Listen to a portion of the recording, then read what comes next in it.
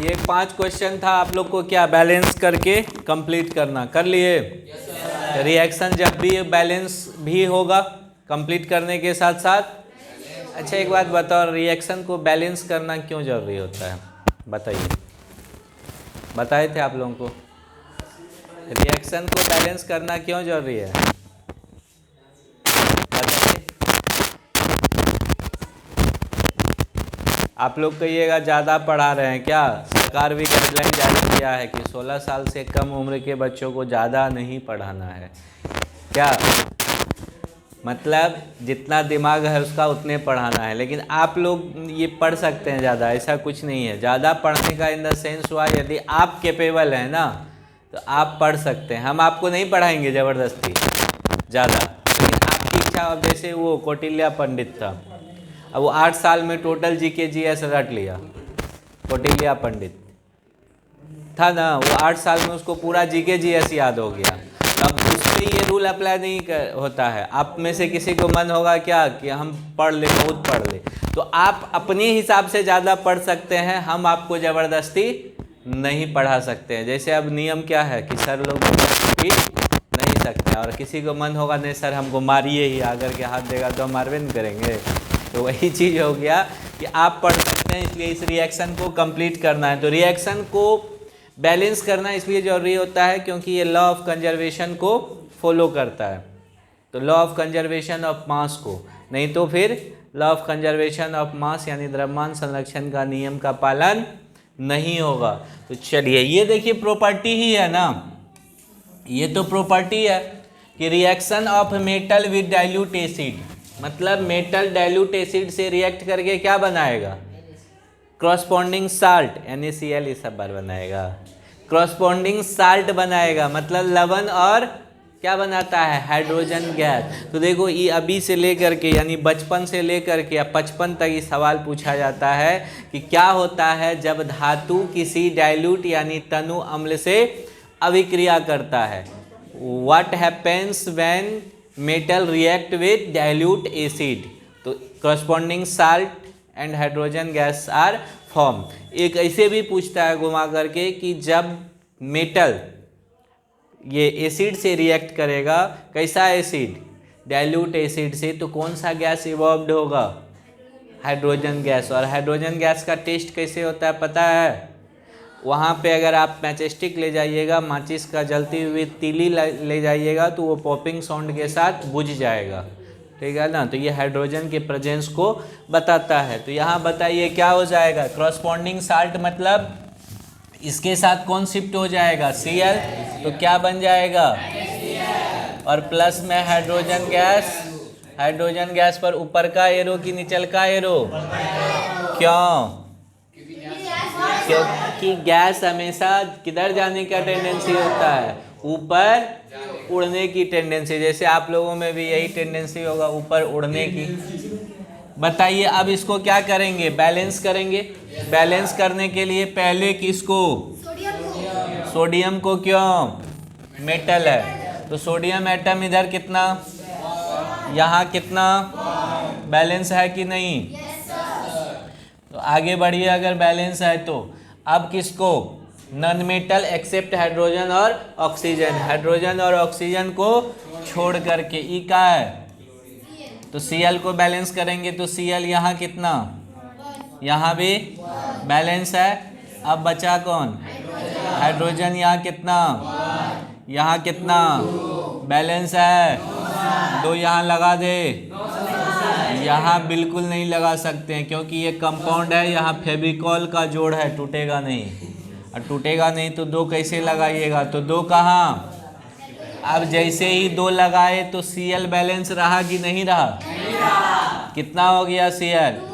और जैसे ही वहाँ 2 लगाए तो इसका भी क्या हुआ? सोडियम यहाँ 2 हो गया तो यहाँ भी 2 लगाना होगा। बैलेंस हो गया। नेक्स्ट रिएक्शन देखिए क्या होगा। नेक्स्ट रिएक्शन को कंप्लीट करते हैं। ये भी तो वही है ना, मेटल का डाइल्यूट कौन एसिड? ये कौन एसिड? Sulphuric acid. तो Ca जब सल्फ्यूरिक एसिड से रिएक्ट करेगा तो इसका एनायन वाला भाग यानी रेडिकल SO4 Ca के साथ शिफ्ट होकर के साल्ट बनाएगा CaSO4। और फिर कौन गैस? हाइड्रोजन गैस ऊपर की नीचे बैलेंस है। हमको लगता है ये बैलेंस है, ये बैलेंस ही है, देख लीजिएगा आप अपना। चलिए इसमें क्या होगा? इसमें भी यही होगा कहानी। एल्यूमिनियम के साथ कौन शिफ्ट होगा? आए तो क्या हो जाएगा?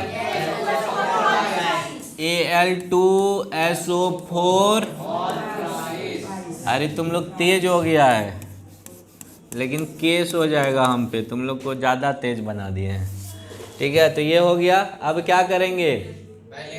बैलेंस करेंगे। तो बैलेंस पहले किसको करेंगे? किसको करेंगे? तुमको क्यों नहीं समझ में आता है पता है? क्यों नहीं समझ में आता है इसको बताओ तो? क्योंकि इसका ललाट चमक नहीं रहा है। ये ललाट पे जुल्फी गिरा के रखता है, इसलिए नहीं, ललाट चमकने दीजिए। ये दिखेगा तब ना ज्ञान डायरेक्ट इसमें ठोकाएगा, नहीं तो बगल से निकल जाएगा। बैलेंस कीजिए। Al यहाँ कितना है? Al यहाँ कितना है? यहाँ कितना है? बैलेंस है क्या? क्या करेंगे? अब किसको बैलेंस करेंगे? SO4 नहीं, सल्फर। अलग अलग सल्फर। यहाँ कितना? यहाँ कितना सल्फर? तो 3 यहाँ लगा दे। अब किसको? हाइड्रोजन। यहाँ कितना? यहाँ कितना? तो 3 लगा दे, बैलेंस हो गया। अब ऑक्सीजन यहाँ कितना? 4 3 जा 12। यहाँ बैलेंस हो गया। चलिए अब इसमें आ जाइए। यहाँ कौन सा प्रॉपर्टी काम करेगा पता है? बताइए जीवन, आप बताइए यहाँ कौन सा प्रॉपर्टी काम करेगा? जीवन, आप अपना जीवन खराब मत कीजिए, बताइए। आप दिल्ली के मुखर्जी नगर से पढ़ के आए हैं ना, तो जल्दी बताइए। यहाँ होगा reaction of metallic carbonate with dilute acid, यानी धातु के कार्बोनेट का तनु अम्ल से अभिक्रिया। तो क्या क्या बताए थे? क्रॉसपॉन्डिंग साल्ट बनेगा, CO2 बनेगा यानी कार्बन डाइऑक्साइड, और H2O बनेगा, हाइड्रोजन नहीं, हाइड्रोजन ऑक्साइड जिसको वाटर कहते हैं। तो K के साथ कौन शिफ्ट होगा? इसका एनाइन। तो क्या बन जाएगा? उधर कितना उससे हमको कोई मतलब नहीं है, यहाँ बैलेंसी के अकॉर्डिंग लिखाता है। प्लस CO2 बादे में बनाना ना, यहाँ जो है पहले H2O बना दो। आप प्लस CO2 ऊपर की नीचे, ऊपर उड़ेगा। क्यों? क्योंकि कार्बन डाइऑक्साइड गैस है जो हम लोग श्वसन में क्या लेते हैं? अंदर लेते हैं। तब अच्छा, अब बैलेंस कर लेते हैं। पहले किसको? पोटेशियम, क्योंकि पोटेशियम क्या है? मेटल है। पोटेशियम यहाँ कितना है? यहाँ कितना है? क्या करेंगे? यहाँ की यहाँ, जहाँ लगाए वहाँ ठीक है। अब देखिए, अब किसको? कार्बन एक है, कार्बन एक है, बैलेंस है। Cl यहाँ कितना है? यहाँ कितना हो गया? क्या करेंगे? अब लगता है बैलेंस हो गया, सब बैलेंस हो गया ना। चलो, ये तो है मैग्नीशियम रिबन। जब क्या होता है? एयर में बर्न होता है तो क्या बनाता है? Magnesium oxide. तो फॉर्मूला तो MgO होगा। चलिए, बैलेंस करने के लिए 2 यहाँ प्लेस करना होगा, और जैसे ही 2 यहाँ प्लेस किए तो 2 यहाँ भी प्लेस करना होगा। अब बैलेंस हो गया ना। तो अब क्या करना है? जो बना लिए हैं कोई बात नहीं है, जो नहीं बनाए वो क्या करेंगे? छाप लेंगे। छाप लीजिए।